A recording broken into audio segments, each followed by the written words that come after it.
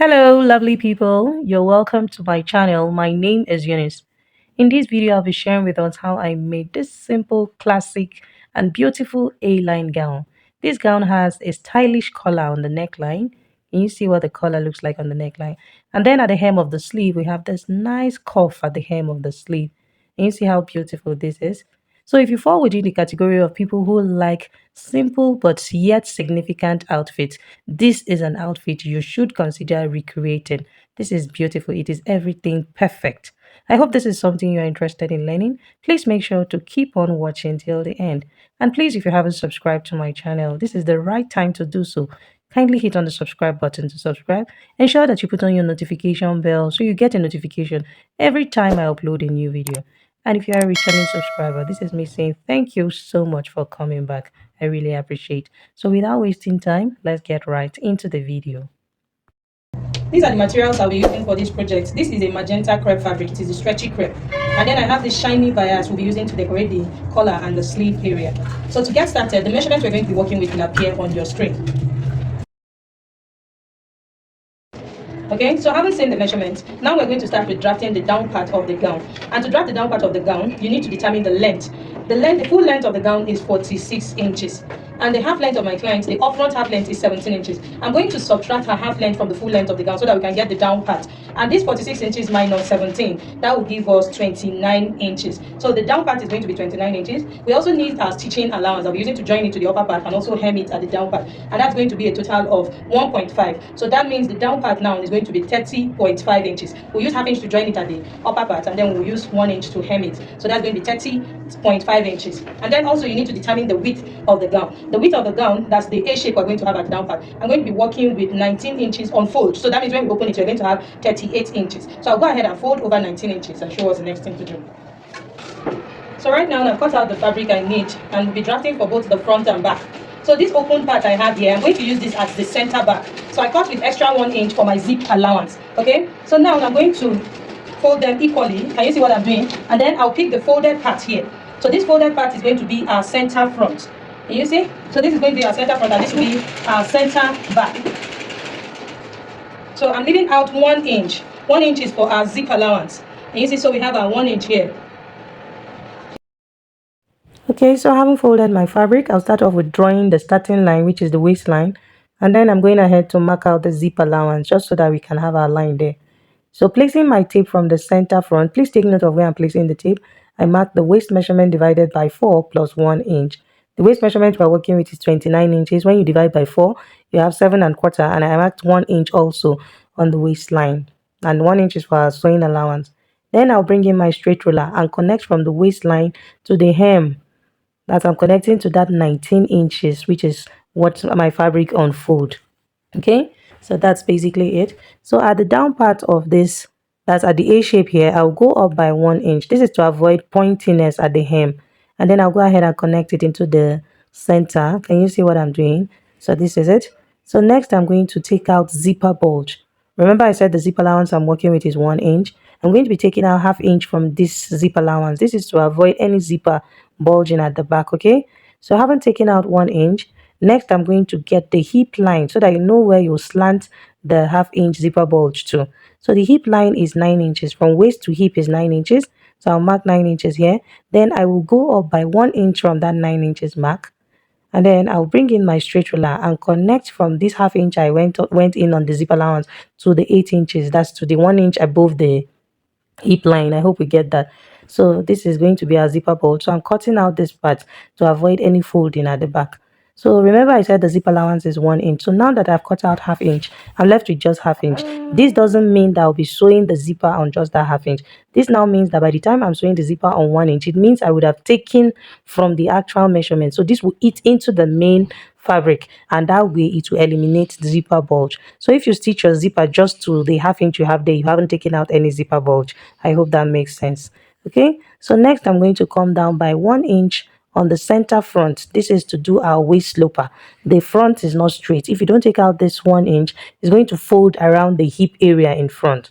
So now this is it. You can see I slanted it to the side seam measurement, and I'm taking out that 1 inch. This is to avoid any folding in front. Okay, so right now we're done drafting the down part, so I'll go ahead and cut it out. Can you see our A shape? And then I've taken out the curve at the down part. So this is it. So I'm going ahead to notch the center back. Okay, so we know that this is our center back and then this is our front. So let me open it up for us to see. So now I'm going to bring in my fabric so that we can draft the upper bodies.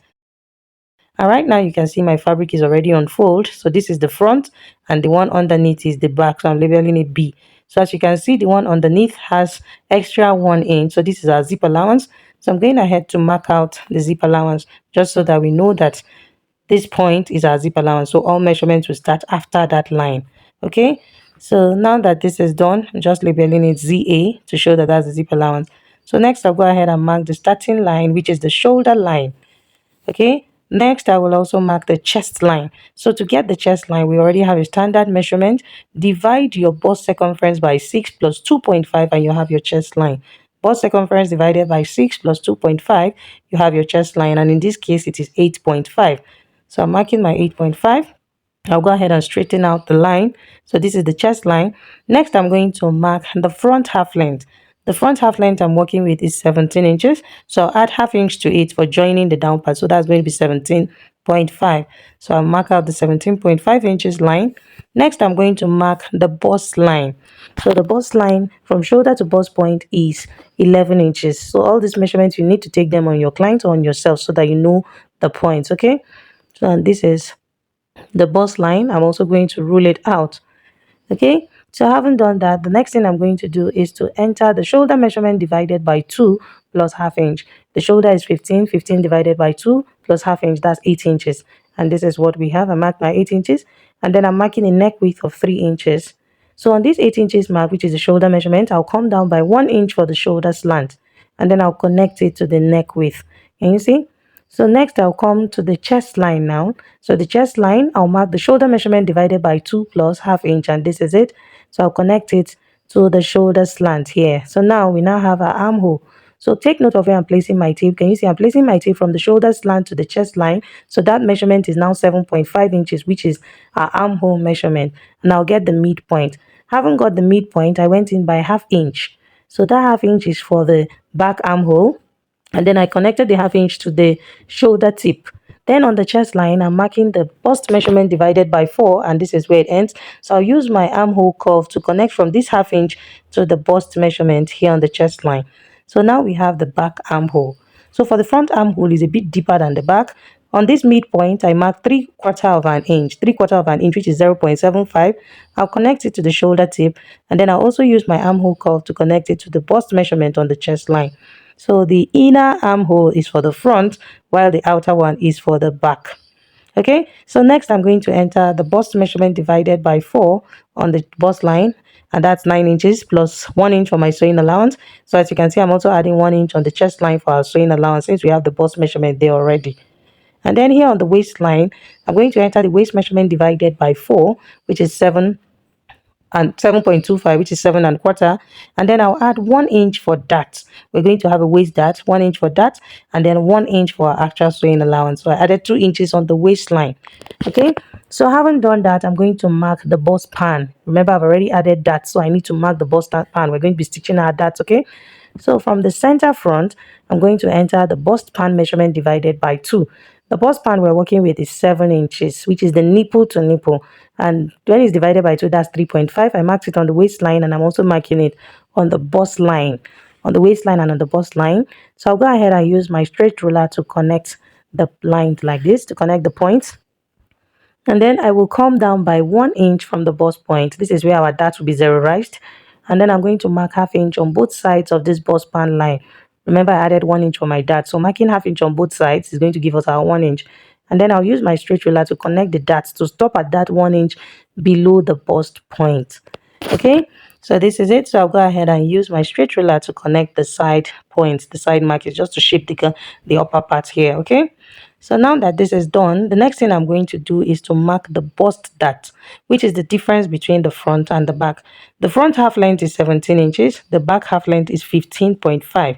So the difference is 1.5. So what that 1.5 is now our bust dart. So take note of the way I'm marking it. I placed my tape on the side here and I came down by 1.5, and then at the bust pan I'm going out you can see the nipple to nipple line. I'll go out by 1 inch, just move away by 1 inch from that point, and then I'll go ahead and connect it to the side here. So now this is our bust dart.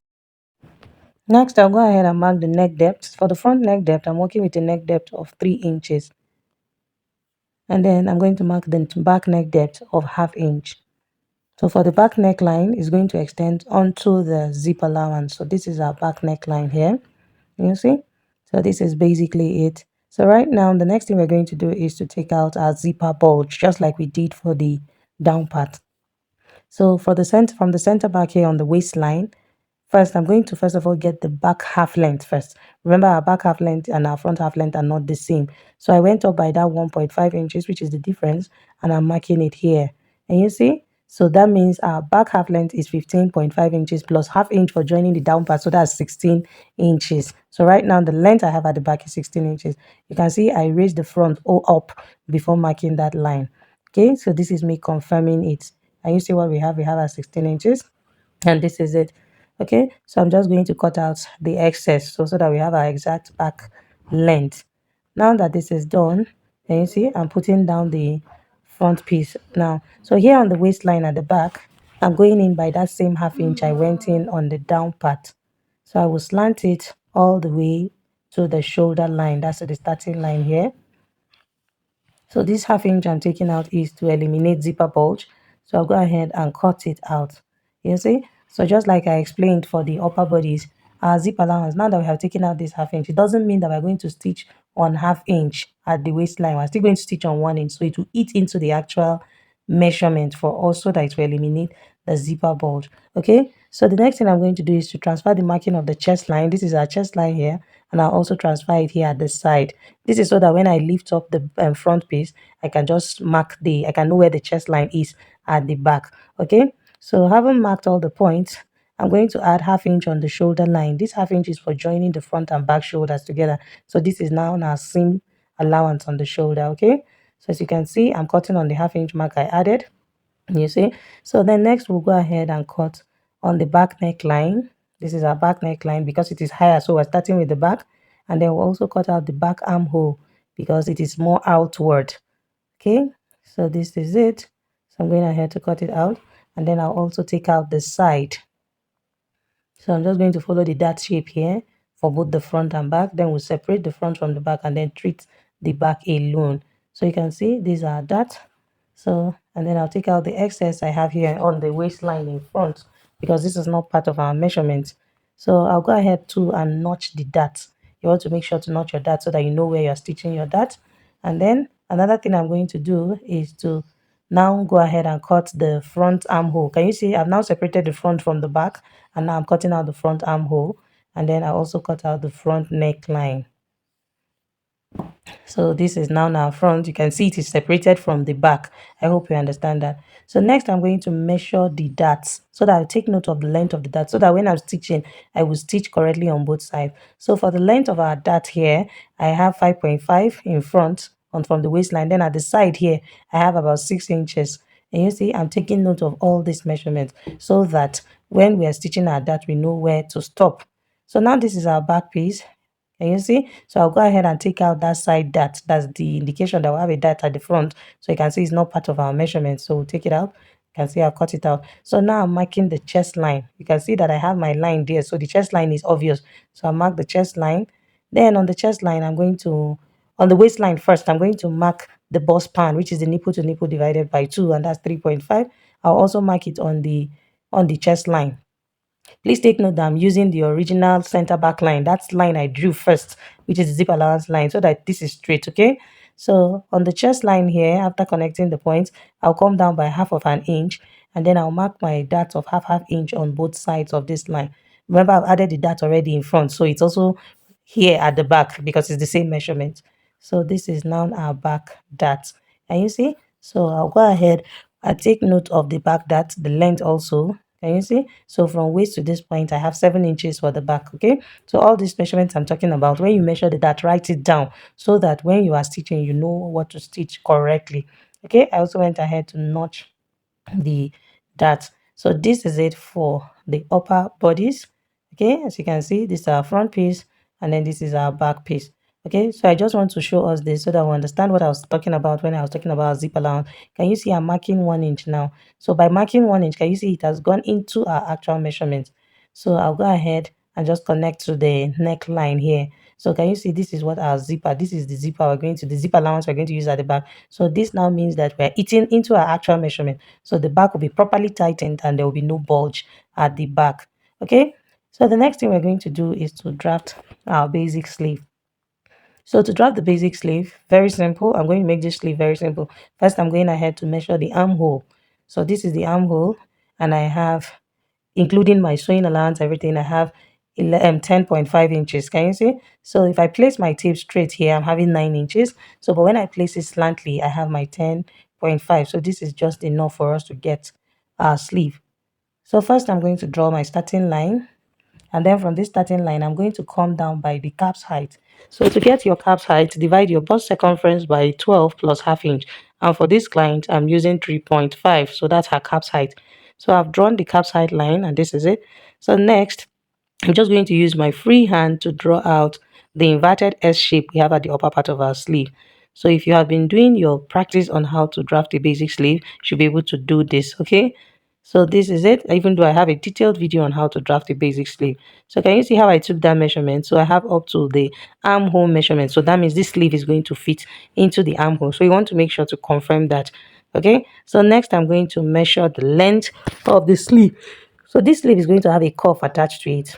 The full length of her sleeve is 24 inches. So because we're going to have a cuff attached to it, the cuff is going to be 3 inches in length. So I'm going to make this basic sleeve 22 inches so that by the time we stitch half inch up and down, we'll be left with 21 inches. Then when we add our cuff of 3 inches, we're going to now have 24 inches as the length of the sleeve. Okay, so having done that, then I went ahead to mark the shoulder line, sorry, the elbow line, I beg your pardon, the elbow line. So here on the elbow line, I'm going to enter the round elbow measurement divided by 2 plus 1 inch on my sewing allowance. And then at the down part, I'm going to enter the round wrist measurement divided by 2. And this measurement is not on the exact round wrist, it's just above the round wrist, like 2 or 3 inches above the round wrist. So round wrist measurement divided by 2 plus 1 as well. So you can see I've connected it to the side. So this is just basically it for our basic sleeve. So I'm going to cut this out and then cut out the second sleeve, then show us the next thing to do. Okay, as you can see, I'm done cutting out the second sleeve. So now I'm going to be cutting the curved cuff we're going to have at the hem of the sleeve. So this is me just confirming the length of the sleeve. So with the cuff, I cut 4 inches. 4 plus the 21 inches we have already, that's 25 inches. Okay, so by the time I stitch them together on half inch on both sides, so I'm going to be left with my 24 inches. Okay, I'm going to left to be at 24 inches, so then we join our sleeve. So for this fabric, you can see I have two pieces. One will be for the left and the other will be for the right. Please take note of what I'm doing. The part that is folded is the part that is on the same side with the open side of the sleeve, while the side that is open is the one on the same side with the folded part of the sleeve. So this is me just trimming out our excess. I cut it in excess, so there's no need for this.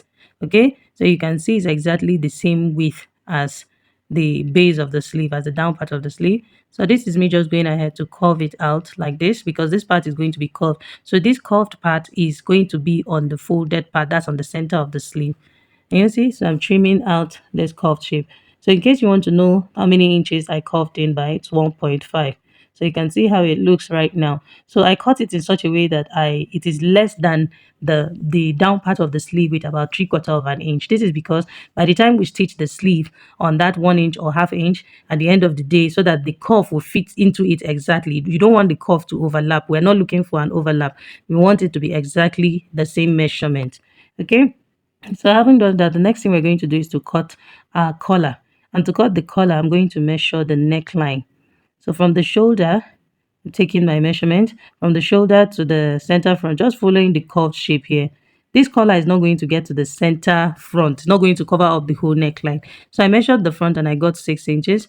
And for the back here, I'm measuring it away from the zip allowance. You don't need the zip allowance in this measurement. So I have 3.5 here. So 3.5 plus the 6 I already have in front, that's 9.5. So minus half inch for joining our shoulders, because we're going to join the shoulders together and even the back too. So I'm going to subtract half inch from the back, half inch from the front. So that's 3 plus 6, that's 9. Okay, so 9 inches is the width of the collar I'm cutting. And please take note that it is on fold. So that means when we open it up, we're going to have 18 inches. So I'm measuring 9 inches on fold, and this is it. So having folded 9 inches, I don't need any sewing allowance for this because we're not going to be turning this collar. Remember, we're just going to have our bias stitched around it, so you don't need any sewing allowance. Okay, so I have my 9 inches here, and I went ahead to draw a starting line. So on the open part of my fabric, I went up by 1 inch. So the part that is opened now is the center front, while the folded part is the center back. And like I said, I went up by 1 inch. So I'm going to connect that 1 inch back into the line I already drew. Can you see? So now this is no longer a straight line, it's now a slanted line, it's curved. Okay, so on this curved line, I'm going to measure the length of the collar.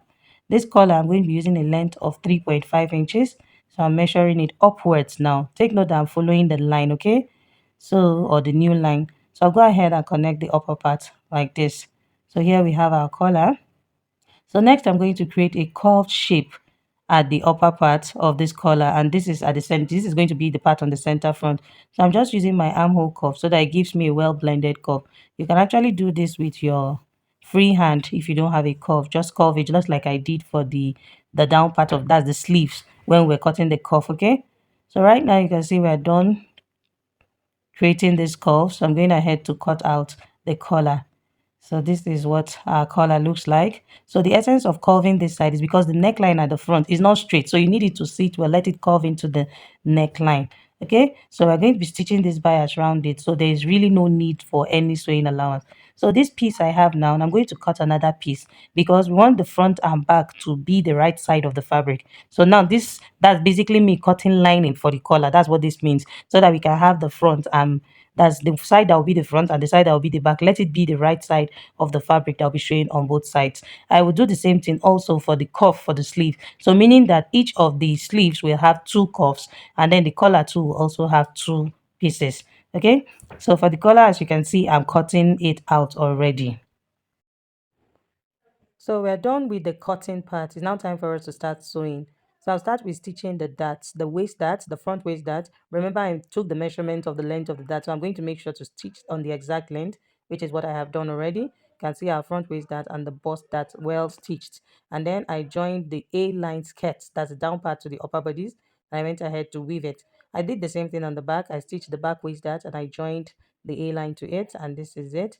Okay, and then this is our collar. Can you see? On both sides I have the right side of the fabric, so I have two pieces. I placed them wrong side facing wrong side and I stitched them together, and I did the same thing for the cuff, that's for the sleeve cuff. Okay, so this is so that whichever way you turn it, you have the right side of the fabric. So for the back, the next thing I did was to come down from the neckline by 21 inches. I marked 21 inches and then I stitched on 1 inch all the way down to the hem of the down part. This is because we're closing up the down part. Remember, we have our zipper allowance of 1 inch. So I closed up that part and left open the part I'm going to have my zipper. You can see I ironed the 1 inch, which is for zip allowance. I pressed it. Can you see? So now I'm placing my leftover fabric on fold so that we can cut the back facing. So to cut the back facing, can you see I folded the zip allowance? You don't need the facing to get to the zip allowance. We don't need the facing to be part of the zip allowance. I hope you understand that. So I folded in the zip allowance. So I'm using the actual neckline for it. Okay. So I've gone ahead to trace out the front and the back neckline. And this is what our back facing will look like. So our back facing is just going to be one piece instead of being two pieces. And then I'm going to do the same thing for the front. For the front, I'm also going to deepen the neckline. I'll just come down by extra 1 inch. I use the neck depth of 3 inches, remember? So I'm going to come down by extra 1 inch, but I'm leaving the width as it is. I'm still using the width of 3 inches. So I'm bringing it down. This is because our collar, zipper is going to get to the collar. So you need the neckline to be wide enough for the head to pass through, because the zipper will not go into the collar. I will understand why I'm saying this when we start sewing them. Okay, so I placed my fabric on fold to cut the facing for the front. So, and this is it. So all I'm going to do is to just trace out the exact neckline, just like I have it for the front. and then give the facing a shape, just to make sure that the width of the shoulder of the facing is the same as the width of the back facing. It is important to do that because if they are not wide, they will not align when you join them together. So you need them to align well. So that is why. So you can see how I placed it here. You can see. So I'm going to cut out the same shape. So they don't necessarily have to be the same depth. You can see that I increased the length of that one. That's for the front. This, of course, it has to increase. The neckline is deeper. So now I have the facing for our front and also have the facing for our back. So now this is what I'm going to do for the back. I'll place the back right side facing right side. And then from the neckline, I'll come down by 2.5 inches. You can see I marked it from 2.5 inches. And then I'm going to stitch on 1 inch and stop on that 2.5 inches I marked. I'm going to now have the opening for our zipper. And you see, remember I've stitched the down part already. I came down from the neckline by 21 inches and I stitched from that 21 inches down to the hem. And then here on the neckline, I came down by 2.5 inches. So I'm going to use the remaining space to stitch my zipper. And as you can see, I have stitched the zipper already. And you see, I made sure that the half length is well aligned, and I also went ahead to press the zipper on the back. So make sure you press it. This will give it a relaxed look. So when fixing this type of zipper that is not going to reach all the way to the neckline, you can see that the upper part is stitched. You want to make sure to leave it open. This is so that you don't finish fixing your zipper and then the head is hidden under the part you stitched. So leave it open so that you can stitch and then close up. If you stitch the zipper while it is closed, you're going to, it will, the head will hide under the 2.5 inches I stitched on the upper part.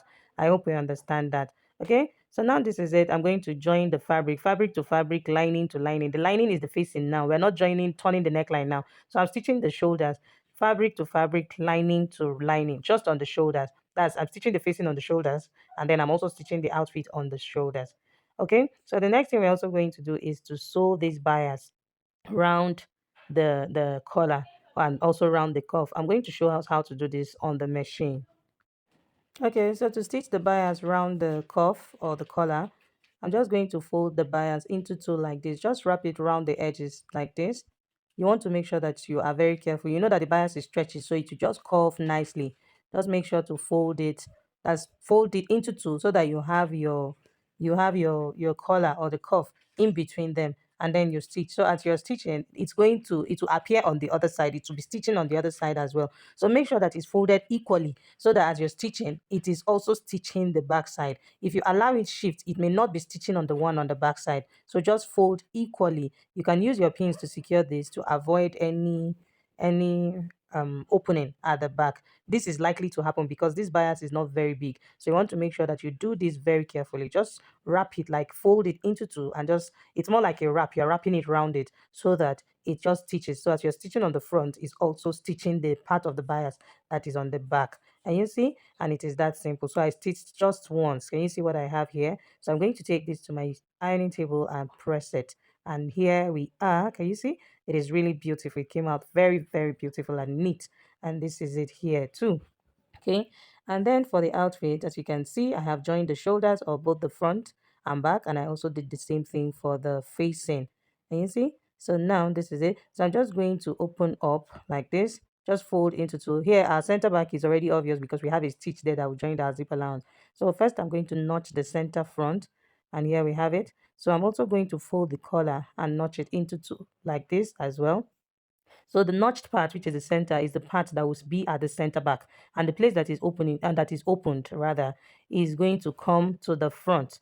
Okay, so now I'm going to pin that part, the center back, against the notched part. That's the center of the collar. So I'll pin it. So remember that this collar didn't get all the way to the front. I left a space of 2 inches. So that is why you need to get the midpoint so that when you pin the collar, wherever it stops on the right, it will stop on the left. Can you see the space I have away from the center front I notched?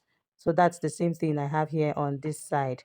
So just make sure to pin, and this is me confirming and making sure that they are well aligned. You don't want one side wider than the other side. So this is it. You see, so I pinned the collar already, and this is, so I'm going to take it to my sewing machine and stitch round.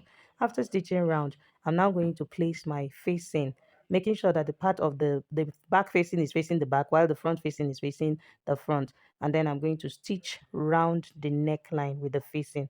Okay, I'll stitch around the neckline with the facing, and then I'll bring it and show us how to turn it to the right side. As you can see, I'm done stitching the neckline, and I'm going ahead to notch it. So just notch your seam allowance so that it relaxes well. And then I'm going to turn the facing to the wrong side of the fabric, as to the wrong side here. And then I'll give this a very nice press. After pressing it, I'll take this to my sewing machine and make a top stitch just on the main fabric and on the facing. So I'm going to shift the collar away so that when I'm making my top stitch, I will not stitch on the collar. This stitching will not be on the collar. Just make sure that you are stitching only the neckline and the facing together, just to keep your facing in place. So I'll go do that and come back and show us what. Okay, after top stitching the neckline round, and you see, so you can see how I shifted the collar. Next, I'm going to place my hemming gum underneath the facing. This is to keep the edges now of the facing in place. So I'm going to place my hemming gum round, but I won't be placing it on that part. I have my zipper. I'm just going to leave that part that has the zipper. Okay, so this is it. So just make sure you press it very well. And then next I'm going to fix the basic sleeve to it. I'm going to place the right side of the basic sleeve facing right side of the armhole, and then I'll stitch on half inch from one side to the other. Stitch on half inch, then I'll go ahead and shape this gown on 1 inch, which is the sewing allowance I added, the side sewing allowance. So I'll shape it on 1 inch all the way down to the hem the down part, and then I'll show us how we're attaching the cuff to the hem of our sleeves. So I'm done shaping the gown, and this is our sleeve here. So now it's time for us to attach the sleeve cuff.